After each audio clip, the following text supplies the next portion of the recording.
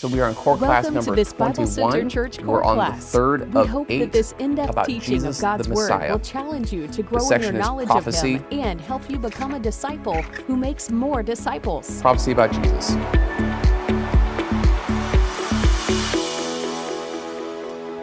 Thanks for joining us again today for our core classes. This one's fun. We're doing Jesus the Messiah, and today we're going to spend a little bit of time talking about the fact that there are prophecies throughout the whole Old Testament that point to Jesus, where he's going to be born, what he's going to do, what his life is going to be like. There's even verses that talk about what his death is going to be like.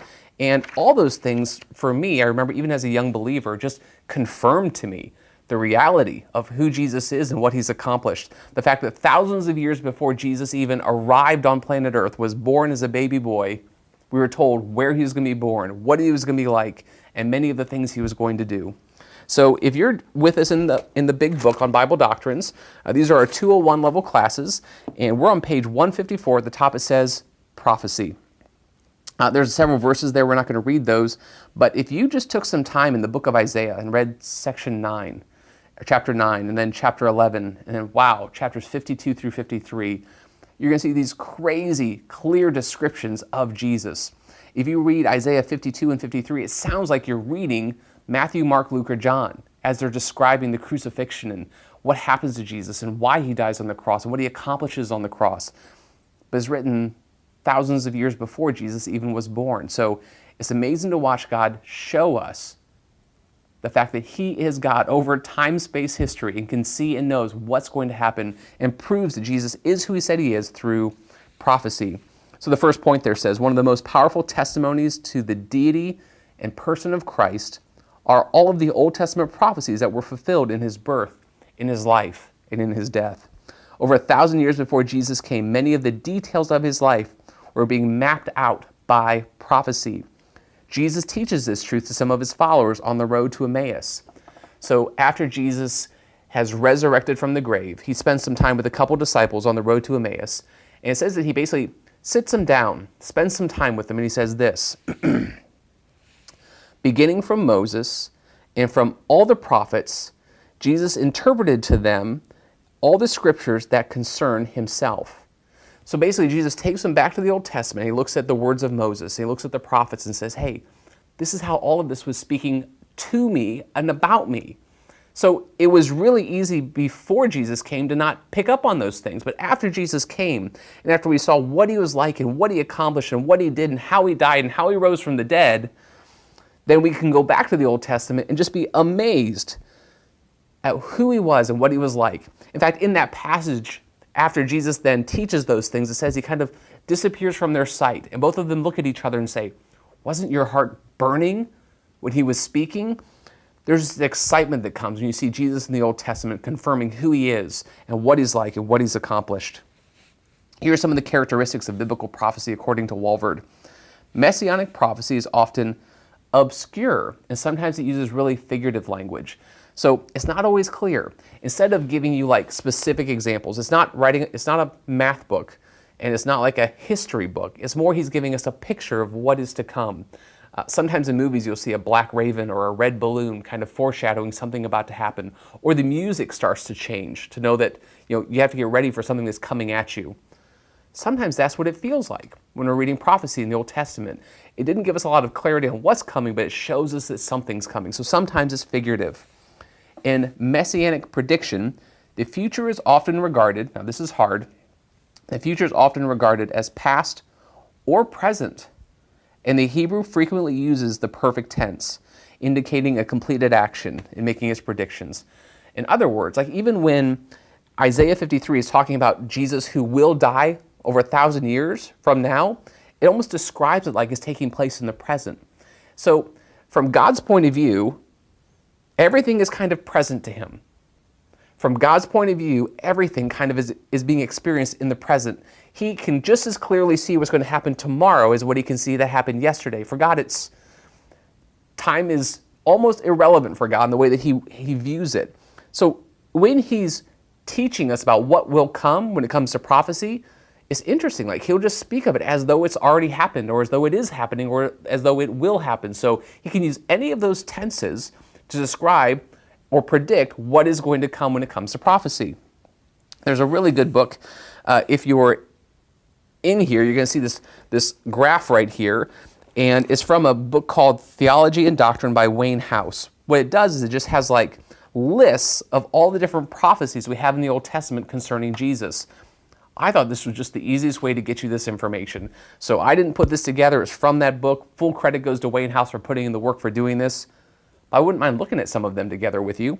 So I'm on page 155 on a chart that says Messianic prophecies fulfilled in Christ. I just want to look at a couple of them with you. First, we see that the Bible starts to clarify where Jesus is coming from, what his ancestral line will look like. First is born of the seed of a woman, okay? And that's talking about Eve. So the idea there, if we went back and studied that, is that you're going to have those who are kind of like children of the serpent and children of the woman, those who will believe in God and those who won't. So even though that seems like that could be anybody, in context and in light of that Old Testament passage, the idea there is that he will come from those who believe. And there was a point where there weren't many who believed. If you remember, by the time you get to Noah, there's only one family left. So the line of the seed, the line of Jesus, was limited to only one family. And Jesus does indeed come from Noah. So that's no little thing. So it's from the seed of the woman. And then it's just from the seed of Abraham. Then from Isaac, Jacob, Judah. And he also must be a descendant of David to reign in his lineage. So you just see more and more detail. So it could be anyone from Abraham. Oh, well, not just anyone from Isaac. Oh, Jacob. Just Judah. Just David. So like you see him continuing to get more and more specific in the prophecy over time. He will, we see timing for Jesus' birth in Daniel 9:25. It says he's going to be born of a virgin in Isaiah 7:14, which, think about it. If you're an Old Testament person who's never heard of such a thing, you have no idea what's coming. To hear those words would make no sense. But it says it. Micah 5:2 actually talks about Bethlehem, which is a tiny little place, okay? If you were from West Virginia, you might be saying from Boone County. People are like, or from Lincoln, like tiny little places, but he's describing them in the Old Testament. It talks about there will be a slaughter of innocents, which takes place as babies are killed by Herod in the attempts for Herod to rid the world of Jesus the Messiah. He goes to Egypt. In Hosea 11:1, it talks about the fact that the coming Messiah will flee to Egypt, and Jesus does. Much like we see the people of Israel go to Egypt for a period of time, Jesus goes to Egypt for a period of time. And it was predicted that that would take place. In Isaiah 9:1-2, it talks about the fact that there's going to be ministry taking place around Galilee. And Jesus spends quite a bit of time in Galilee. It says that he comes to heal the brokenhearted, according to Isaiah 6:1-2, which he himself says, that's why I have come. It says in Isaiah 53:3 that he will be rejected by his own people, who will be rejected by the Jews. And indeed, John 1:11, he is rejected by the Jews multiple times. The triumphal entry and the donkey. Zechariah 9:9 talks about that. And we see the triumphal entry happening in Mark 11. So we see it taking place. On the next page, there's another list of all these things taking place. Psalm 41:9 says that he will be betrayed by a friend. Zechariah 11:12-13, that he'll be sold for 30 pieces of silver. Like, these are smallest, minute details. And the Old Testament speaks of them. It says he'll be crucified with the transgressors, Isaiah 53:12. Zechariah 12:10 says his hands will be pierced. They are. Psalm 34:20 says that no bones will be broken, which usually when you're crucified, your legs are broken at some point, but Jesus's never were. Jesus's bones were never broken. The Old Testament even prophesied that. Zechariah 12:10 says that his side will be pierced. Well, at the end of his life, a spear is driven into the side of Jesus to make sure that he's dead. That happens. So all of these prophecies, okay, pages of them, come true. So if you're someone who's a little skeptical, or you struggle sometimes with your faith, for me, and I hope for you, these prophecies just remind us that it has to be true. Like, there is no other explanation than God himself wrote this book through people to prove who he is and what he's like. Like, there's no other explanation. Only a God who knows the future and can control the future, only one who's all-knowing and all-powerful could have written these words and had them come true. Only a God who's already in the future and can see the future and knows what's going to happen could tell you with this detail what he told us in the Old Testament, which then takes place in the New Testament. So it builds my faith. I hope it builds yours as well. Let's go to page 157. I want to bring up another topic. So in Colossians chapter 1, let's flip there. Colossians chapter 1, verses 25 through 29. It talks about this concept of a mystery. And it also talks about this concept of mystery in the book of Ephesians, but we're just going to look at the Colossians passage. Almost there. So Colossians chapter 1, 25 through 29, it says, "Of this church I was made a minister according to the stewardship from God bestowed on me for your benefit, so that I might fully carry out the preaching of the word of God. That is, the mystery which has been hidden from the past ages, from generations, but has now been manifested to the saints." So there's something mysterious that has been talked about in the past ages, but is now being made clear in Paul's day to those who believe, to whom God willed to make known what is the riches of the glory of this mystery among the Gentiles, which is Christ in you, the hope of glory. So what is the mystery of the Old Testament? What is this thing that was unclear that now has been made clear?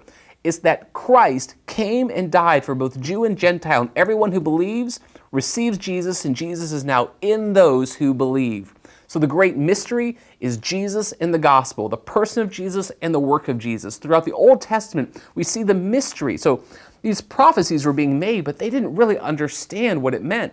When it said, born of a virgin, or his side would be pierced, or that no bones would be broken. Now, they heard it, but they didn't truly understand it. It was still mysterious to them.